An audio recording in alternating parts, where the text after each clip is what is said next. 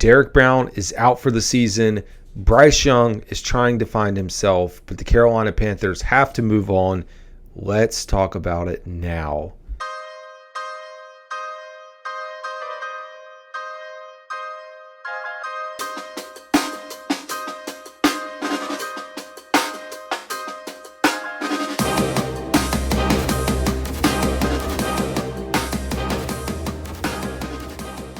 Hey folks, thanks for tuning into the show. This is Carolina Dad, your host of the Growls One Roar podcast. I appreciate everyone that is tuning into this show on YouTube, on Apple, Spotify, wherever you get your podcast. The Saints reaction episode was the most downloaded episode all time for me as a podcast content creator. It is much appreciated for everyone that is tuning in around the world, listening in 41 countries, I guess 40 countries outside of the U.S. So it is much appreciated. But now we got to talk a little football, folks. And hey, this is the second year for me doing this. Of course, y'all know the podcast runs and runs and runs, but second year in season that I've been able to do this. And I got to tell you, Sunday was frustrating. I did go back. I watched highlights, watch the film, and hey, one second, I'll plug before we dive into it. I'll plug, if you're looking for a film breakdown, I do mine a little bit differently, but I do offer a film breakdown exclusively on X, formerly known as Twitter. So if that's where, or if you're interested in that, follow me on X, just Growls One Roar. I never plug where to find me, but I'm out there, folks. You can easily search it up. My plan this year is after each game to go through the film, do a breakdown. When I say film, I'm looking at the highlights. It's about 10, 11 minutes, and it's a good portion of film in there, some good plays by the offense, some bad, or hopefully good plays by the offense. It's a mixture of plays, so good plays for both sides, or both teams, I should say. And that's what I did. So it's about 10, 11 minutes of game tape. I go through it in about 30-ish minutes and then publish it out there for y'all to see it. You can watch it live, but we do not post it directly on YouTube just to avoid any copyright infringements, making it easy for me personally as we grow and monetize and, yeah, all that fun stuff. So that is out there. Now we got to talk, folks. And, yeah, the dust is settled, like I said. Watch the film. Carolina Panthers, there's no way to come away from Sunday feeling good. I'll be honest, and y'all know I am Mr. Optimistic, I guess, right? I have a lot of optimism for myself in this team, and I've always been like that. It's difficult for me to get fired up. Even watching the games, like watching the game on Sunday, doesn't faze me as much anymore. Like, I get more upset watching college football than I do watching the Panthers, and I don't know if that's because of where my head is watching this team, like laser focus, and I'm watching everything that happens throughout the week and doing a bunch of episodes, recording, listening to interviews. I don't know what it is, but it's just a little bit different for me. But coming away from it, it was a poor performance. Absolutely terrible. And we quite literally add insult to injury with Derrick Brown in the announcement that he is going to miss the season. It was a head scratcher. If you didn't see, I did a video this morning on YouTube, recorded it right from the truck, posted it, so it's not, of course, like this standard setup.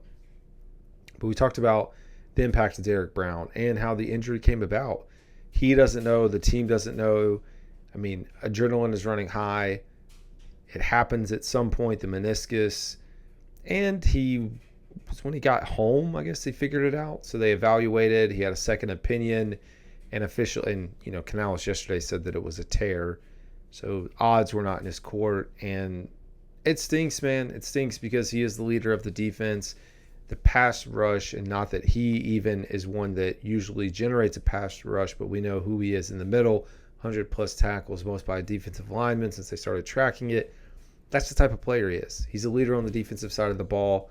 Monster in the middle, close to the middle. It's bad, man. It's bad news. It's almost like you go back and remember Shaq Thompson getting hurt last year. It feels kind of similar to that. It's like, man, very early in the season, Shaq was a freak play. No idea how Derrick Browns came about, but it happened. Panthers have to adapt and adjust. And to adapt and adjust, I don't know where and how that's going to happen. So news came through. One, like we said, defensive tackle Derrick Brown was placed on IR. There were a few corresponding moves. One being Felipe Franks was waived. That was on the 9th. They waived outside linebacker Jamie Sheriff. They signed running back Mike Boone and cornerback Lonnie Johnson to the active roster. Lonnie Johnson makes sense because it was talked about when he was brought over that the plan was to get him on the active roster. And I know he was promoted up. Mike Boone as well. I think Mike Boone possibly getting a few more touches in the running game. Like that's my 2 cents and what I would love to see, because to be honest, Miles and Chuba Hubbard did not look the part the other day. They also signed Deshaun Williamson, remember him, to the practice squad, and Aziz Hearn. Now the other transaction, and I unfortunately have to go back, the Panthers picked up, and I'm going to have to scroll. I apologize because I thought it would be recorded in the Panthers.com transaction history, but it was not. So now I've got to find it as I go through looking this up. We're getting there, maybe slowly but surely. It was earlier. Here we go. They're signing veteran defensive end Charles Harris. As reported by Tom Pelissero, he was a former first-round pick of the Dolphins. He has 16.5 career sacks. He's labeled as a defensive end. Some folks saying edge. Wherever he's going to play, we need some help. And there's no doubt that we need help. We got to get some sacks. I think they said signing him in week 2 versus week 1 has to do with money. So I think the Panthers don't have to pay him nearly as much as they would. So it's logical. But I think the question of when we talk about logic, and you probably wonder this with Derrick Brown being out, it's like, how logical is it that we are going to see an improvement on the defensive side of the ball compared to what we saw last week? And so I went back and, well, one, I already talked about the film a little bit. There was a lot of bad. Not a lot. There was a ton of bad. I mean, all-around execution. We can start with Bryce. Bryce will always be the focal point. He was terrible. I have folks out here that are like, oh, I saw some good stuff on the All-22 film. Like, no, you didn't. I'm sorry. Like, whatever you saw was garbage time. This dude put up a little right at 50 yards in the first half, 50% completion percentage, 22-something QBR. He was absolutely terrible. He puts up 160 yards on 111 in the second half. Garbage time when they were getting blown out 30-3. Had the interception right after halftime. I'm not here to harp on that. I will say, because coming out of Sunday, it's easy to overreact. I will tell you, I don't think there's a future right now where they bench Bryce Young yet. I'll use the key word yet. It's a little too early.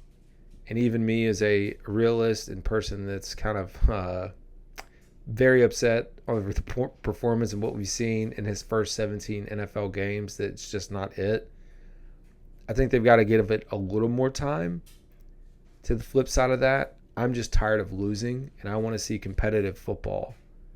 But the pockets were there. Receivers got separation. Running game wasn't there. But Bryce has got to figure this thing out. On the defensive side of the ball, like I said, some missed tackles, missed assignments, blown coverage. Effort wasn't great, but they were getting destroyed. Special teams concerns me. Like we're not talking about special teams enough. Blocks, terrible on coverage. Like there is no coverage on this team. Maybe you miss a Sam Franklin in a situation like this, but it's so bad, man. I talk about Chris Tabor having this team coached up on special teams. He did. And we look pathetic. So you have all three phases not working. Things aren't going to pan out well. But let's take a look at the defense. And I went through X. If you follow me on there, you've already seen this. If not, go out and see it. So I did a thread on the Panthers defense, and I'll just go through it. So one, I don't post many long messages on X. I felt like the subject deserved a thread just to talk about the state of the Panthers defense on Sunday. So let's acknowledge a few things. One, they performed poorly. I said that. They performed bad. I rewatched the game, and I agreed that they did not play up to standard. I don't know that they are as bad as people think. So we got to consider the circumstance. And let's start by talking about field position.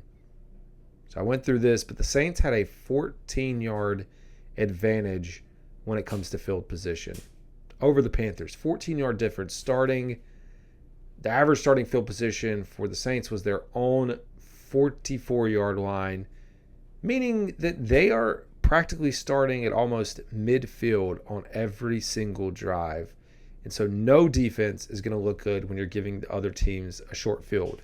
And you're giving them a short field, one off of turnovers, two off of poor coverage through special teams. But the second, so one, I guess taking it back. So how that advantage came to be, which we said, the offense had 3 turnovers on Sunday, 2 interceptions, which we know, the one fumble by Mingo. The other fumble was recovered by us.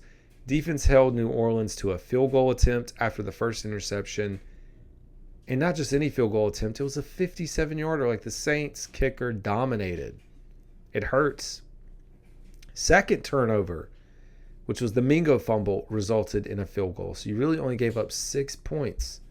So in both situations, New Orleans could have easily scored 14 or even more. Defense managed to hold them to 6.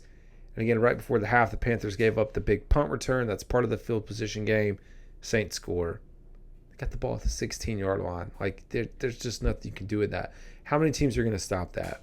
You know, coming out of the half, we were already down 30-3. Offense turns the ball over after 3 plays, the Bryce interception. And that ends up, opening things up 37-3. So in total, 13 points off turnovers. So that's pretty good. Could have been up to 21. And then you throw in the punt return, because the punt return, where they ended up landing down there at 16-yard line, you jump all that together, you're talking about 20 points that was almost out of the defensive's hand on Sunday. On top of that, you have the busted coverage. So you got 20 points there, busted coverage. 27 points that were given up came off of turnovers. They were tied to poor field position or a busted coverage. So that's the difference in this game, finishing at 20-10 instead of 47-10.